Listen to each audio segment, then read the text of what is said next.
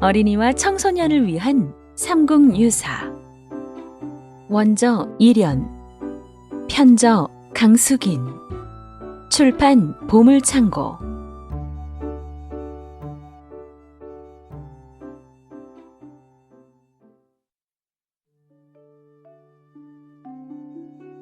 머리글. 나를 꿈꾸게 해준 책.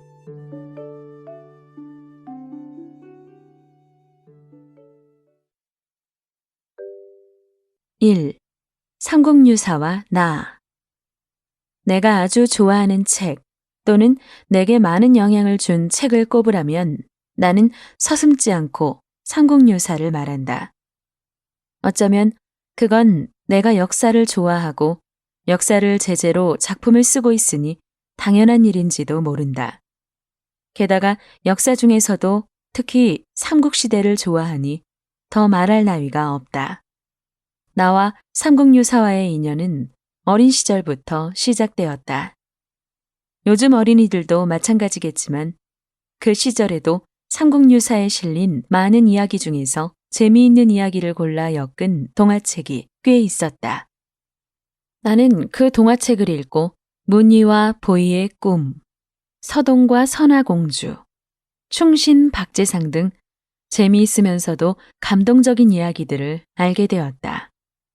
그리고 중학생이 되어 그 이야기들이 실려있는 원작이 삼국유사라는 사실을 배웠다. 그 책을 고려 때 이련 스님이 지었고 삼국사기 다음으로 오래된 역사책이라는 것도 물론 알게 되었다. 그 뒤 내가 삼국유사 원작을 제대로 읽기 시작한 것은 20대 후반 태라는 연극을 보고 연극에 홀린 다음부터였다. 직위 설화를 무척 좋아했던 나는 그 설화를 소재로 역사극을 써보고 싶다는 열망에 사로잡혔는데 그러려면 우선 삼국시대에 대한 공부부터 해야겠다는 생각이 들어 원문이 모두 번역된 삼국사기와 삼국유사를 구해 읽기 시작했다. 삼국사기는 한 권을 제대로 다 읽기 쉬운 책이 아니어서 선덕여왕 전후의 기록만 우선 읽었다. 반면 삼국유사는 삼국사기보다 훨씬 재미있고 다양한 이야기들이 많아 저절로 다음 이야기가 궁금했다.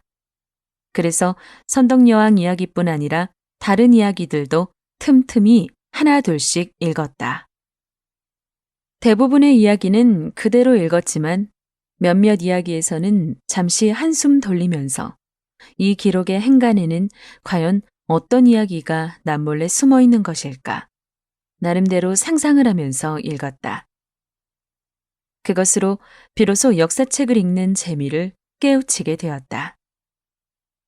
역사는 남아있는 기록을 그대로 읽는 것이 아니라 내 나름대로 적극적으로 해석하고 물론 그 해석은 기본적으로 역사에 대한 철저한 연구가 뒷받침되어야 하는 것이지만 그 시대적 여건상 차마 기록할 수 없었던 진실을 행간에서 찾아내고 꿈꾸며 읽어야 한다는 사실을 깨달았을 때의 전율과도 같았던 기쁨이 지금도 기억에 생생하다. 그렇게 삼국유사와 삼국사기로 역사와 친해진 나는 1978년에 탑이라는 희곡으로 등단했고 그 이듬해에 다시 동화작가로 등단하여 작가의 길을 가고 있다. 그 뒤 몇십 년의 세월이 흐른 지금까지 두 책은 늘 내 곁에서 내 작품의 소중한 자료가 되어주었는데 특히 삼국유사는 그 속에 담긴 풍성한 이야기들로 인해 늘 나를 꿈꾸게 해주는 특별한 책이 되었다. 그 각별한 인연으로 인해 이제 삼국유사를 내 손으로 다시 쓰게 되었으니 역시 이 책은 나와는 떼려야 뗄 수 없는 인연의 책인 듯 하다. 2. 왜 삼국유사를 다시 썼나? 삼국유사는 우리가 꼭 읽어야 할 고전이다. 그러나 원작의 한문을 그대로 다 번역한 완역본을 읽기란 쉬운 일이 아니다. 원문을 쉽게 풀어서 번역한다고 해도 삼국유사의 연구자가 아닌 일반 독자에게는 문장이 예스럽고 내용에 지나친 생략이 많아 아무래도 읽기가 까다롭고 재미도 덜하기 때문이다.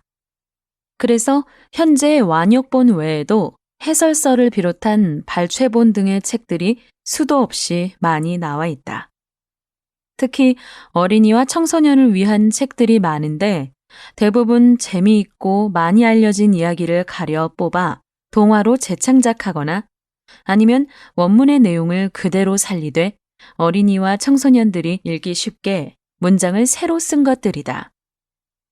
그런데도 이번에 새로 어린이와 청소년을 위한 삼국유사를 펴내는 것은 그 책을 아끼고 사랑하는 독자로서 좀 더 재미있고 의미 있는 삼국유사를 만들어 보고 싶은 소망 때문이다.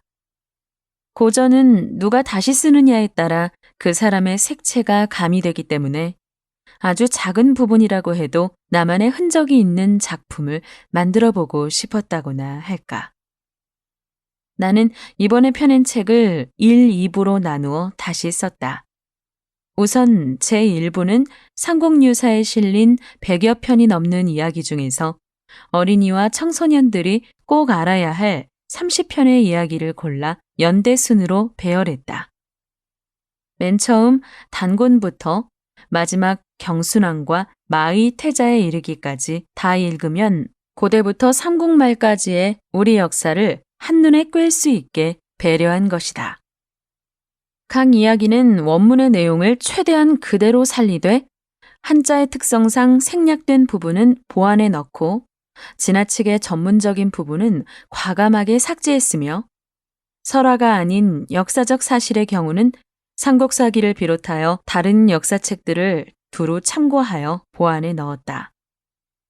그리하여 각각의 이야기들이 하나의 단편처럼 마무리되도록 신경을 썼다. 제2부는 생략된 감정을 채워넣거나 혹은 다른 관점으로 보았을 때 훨씬 재미있고 의미 있는 이야기가 되겠다 싶은 이야기 5편을 골라 소설로 다시 쓴 작품들이다. 각 이야기 첫 부분에 왜 새로 썼는지 간단한 설명을 해놓았는데 일부의 원전에 가까운 이야기들을 다 읽은 뒤에 2부를 읽으면 역사 기록의 행간에서 어떻게 숨어있는 이야기를 찾아냈는지 비교할 수 있어서 뜻깊은 독서가 될 것이라 생각한다.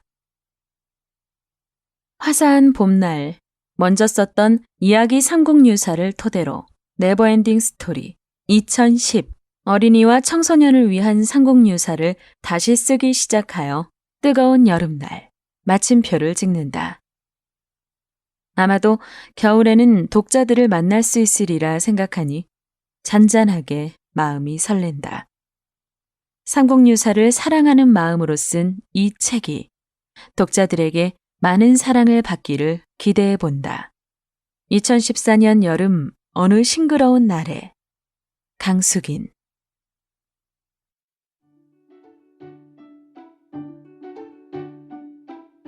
1부 삼국유사 그대로 읽기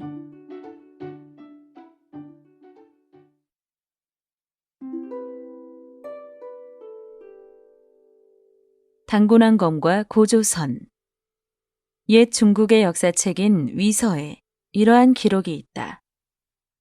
지금으로부터 2000여 년 전에 단곤왕검이 있었다. 그는 아사달에 도읍을 세우고 나라를 열어 조선이라 하였다. 때는 바야흐로 중국의 요임금과 같은 시기였다. 또한 우리나라의 옛 문헌에는 다음과 같은 기록이 전해지고 있다. 옛날 천재 환인에게 환웅이란 서자가 있었다.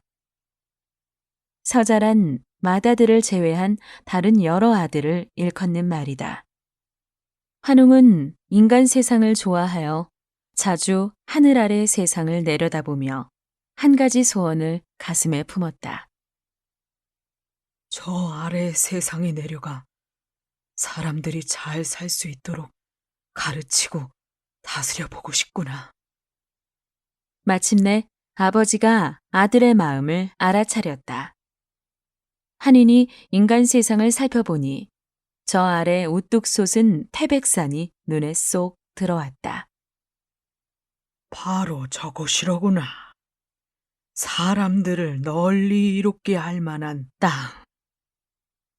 환희는 마음을 정하고는 아들을 불러 천부인 3개를 내주었다.